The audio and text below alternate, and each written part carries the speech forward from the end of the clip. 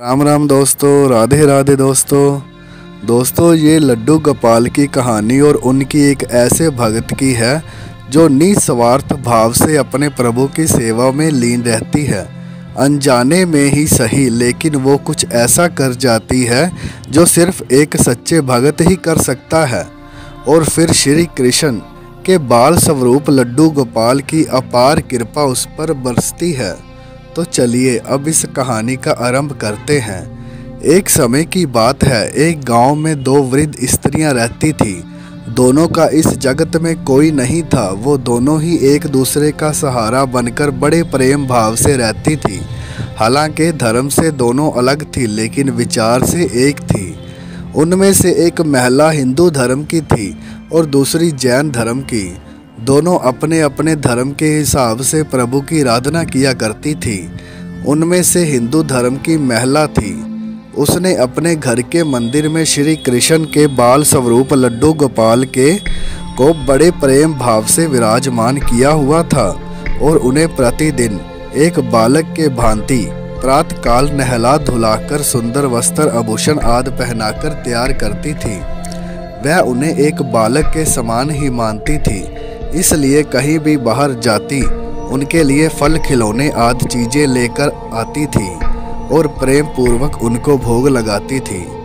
इसी तरह वह दोनों महिलाएं एक दूसरे के परस्पर सहयोग से अपना सुखमय जीवन व्यतीत कर रही थी। वो दोनों जब पूजा पाठ एवं सभी कामों से मुक्त होती, तब बचा हुआ समय एक दूसरे के साथ सुख दुख बांटते हुए व्यतीत करती थी। कुछ समय बीतने के बाद श्रावण मास में हिंदू महिला को तीर्थ यात्रा पर जाने का अवसर मिला।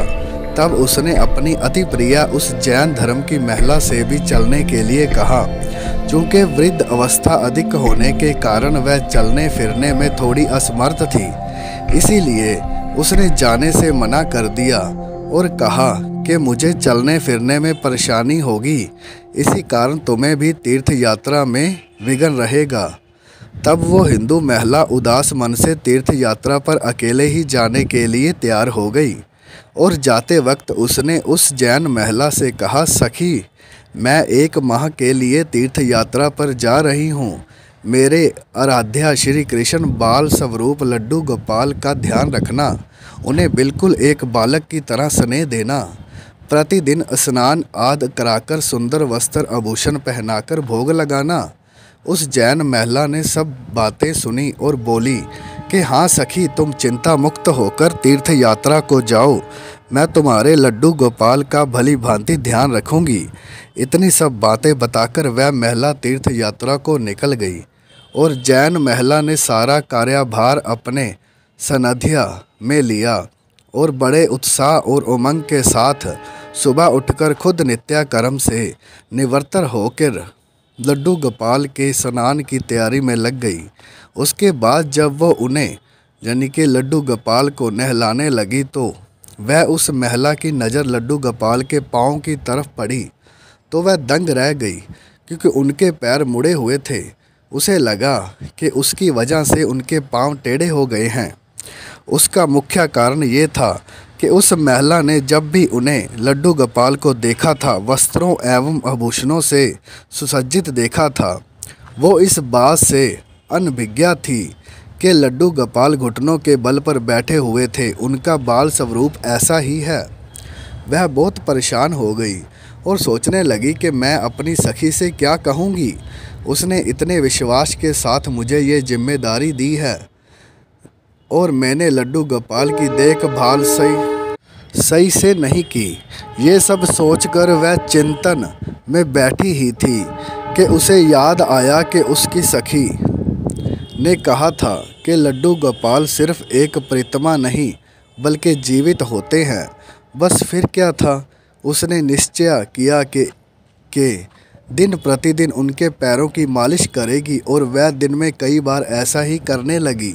और जैसा कि श्री कृष्ण का स्वभाव है, वो ही इतने कृपालु दया निधान उस वृद्ध महिला की इस नादान भक्ति से वशीभूत होकर उन्होंने उस पर अपनी अपार कृपा लुटा दी।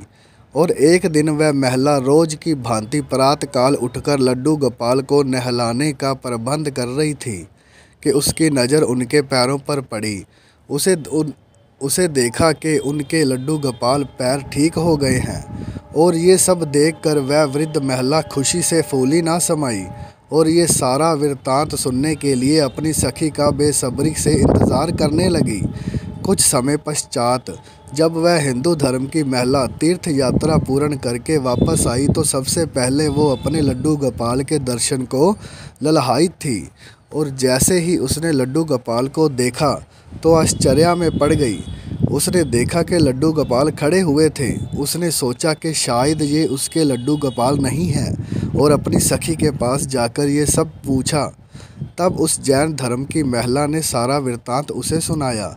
उसकी बातें सुनकर हिंदू महिला समझ गई कि ये सारा खेल उस मुरलीधर कृष्ण कन्हैया का है, और दौड़ी दौड़ी लड्डू गोपाल के पास पहुंची और उनके चरणों में गिरकर बोली, हे मेरे कन्हैया, हे मुरलीधर, आपकी दया की कोई पराकाष्ठा नहीं है, आपकी कृपा का कोई सानी नहीं है।